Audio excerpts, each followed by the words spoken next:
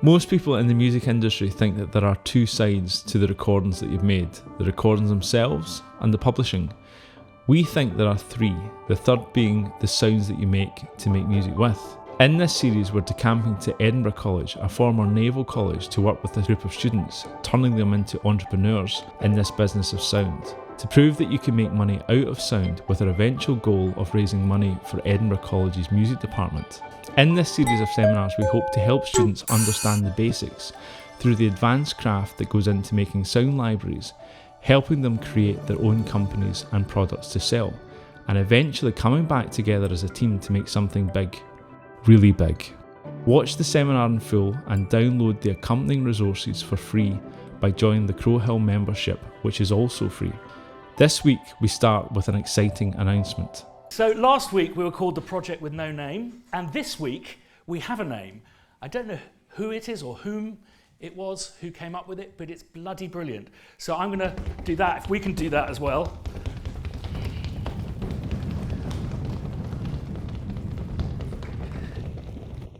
Yay! I love a double entendre, but that for me is a triple entendre. So it's sounded, and then it's sound ed as in education, and it's sound ed as in Edinburgh. So I think it's a cracker. We then went to check some early attempts from the students, from bottles to drum kits to hairsprays.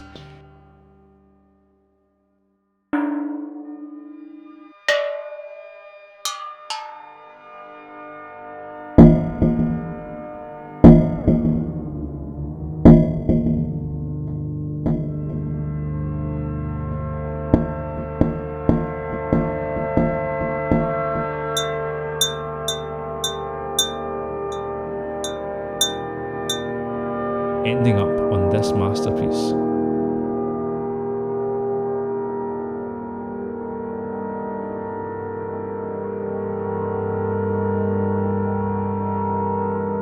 This is exactly what I've been talking about, is that for me that could be like a signature sound for like a Netflix documentary and that is just something that you have created that no one else has. I'm going to start up high and bring it down just for... Then Christian demonstrated to an audience of nearly 100 people how bad he is at playing the recorder. We're sure he's going to make an excuse for this in his summary. I'm going to faint.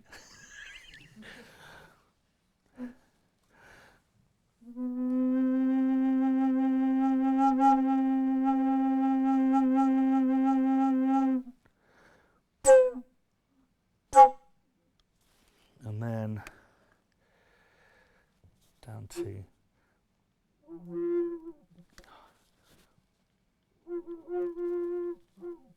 You can't do this when you're nervous. I don't think I've got all the holes covered. Maybe I'll do the D. Yeah, that's what it is, I'm not covered. Bloody hell.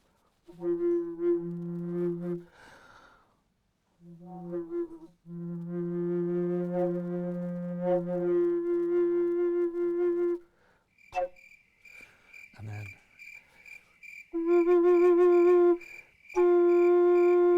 Right, word to the wise, if you're not good with public speaking, don't try and play the lowest note of a bass recorder. The precision in your lungs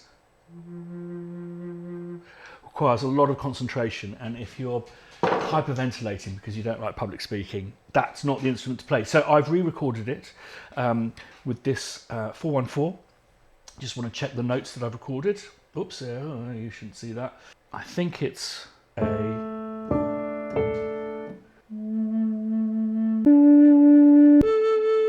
Great, and you'll also see I've recorded some chiffs. So let's just do a little strip silence. Now, timestamp below is when I start putting it into EXS, Logic Sampler, and also Kontakt, for those of you who don't have a Mac. You'll see here that I've recorded two of this note. It's because I kind of ran out of puff, so I'm going to try and join those together. And you'll also see that these waveforms vary massively again, because of my lack of lung control in volume. I wouldn't usually normalize every single region, but I just think it's going to be easier in this instance. So all I want to do is actually normalize the bits that I've looked at. If we normalize the whole file, it'll simply bring everything up to the loudest level, which looks like that. So I actually want independent levels.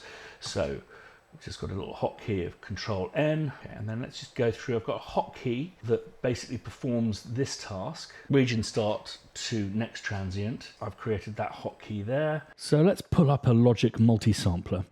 I've been a good boy and have labeled all of our samples. All you need to do now is drag them onto the top part of the plugin over Optimize. I'm selecting zone per file, which will automatically drag each file across the keyboard to make sure all notes are represented. This has automatically created a group which I'm going to call longs. Double-clicking the zone will pull up the zone editor.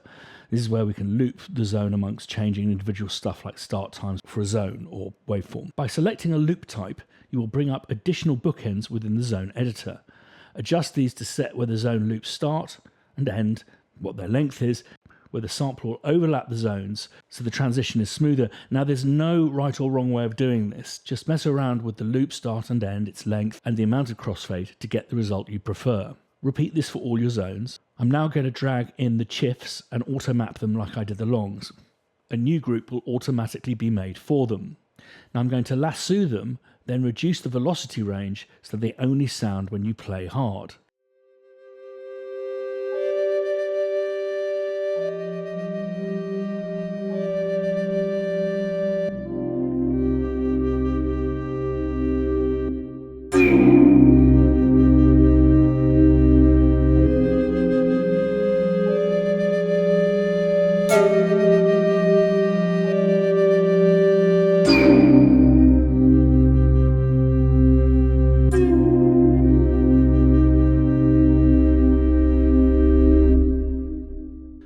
Okay, on to Kontakt. First thing, don't be afraid, ugly doesn't mean difficult.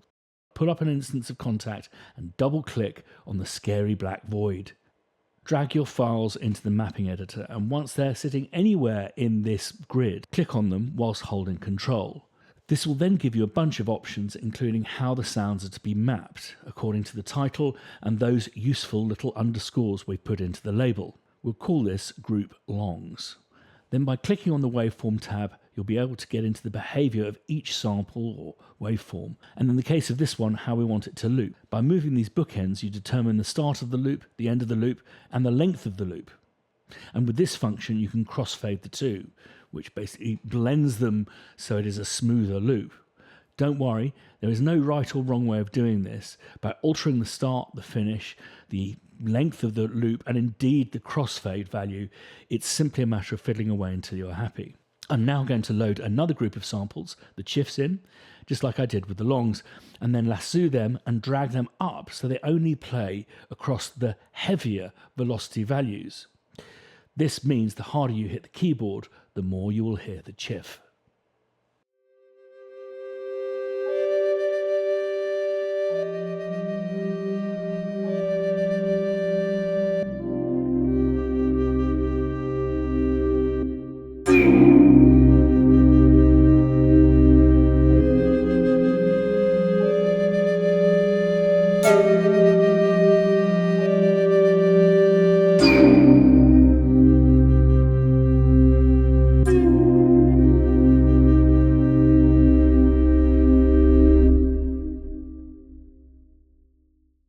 Research and development, basically time spent experimenting and researching a concept and proving a concept, will save you so much time all the way at the tough end when you finally get the samples out and go, it doesn't work.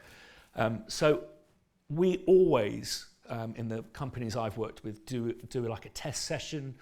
Or say, for example, we've thought of a new way of doing like violins. We maybe just will record one violinist doing it. So I'd like to see some R&D from you. And the reason we call it that is because it has a massive tax advantage. So if you just go straight into production without R&D, you will be able to claim the tax back on that in a way that is not as efficient as if you go, we're doing some R&D. We're basically doing some research that's going to improve this country's knowledge base, even in a, how to record hurdy-gurdies in a tunnel. In the next session, we learn about recording and programming drums with a true pro. Remember to subscribe and ding the notification bell to join us on the next one. Links to resources and the Crow Hill Hub in the video description below.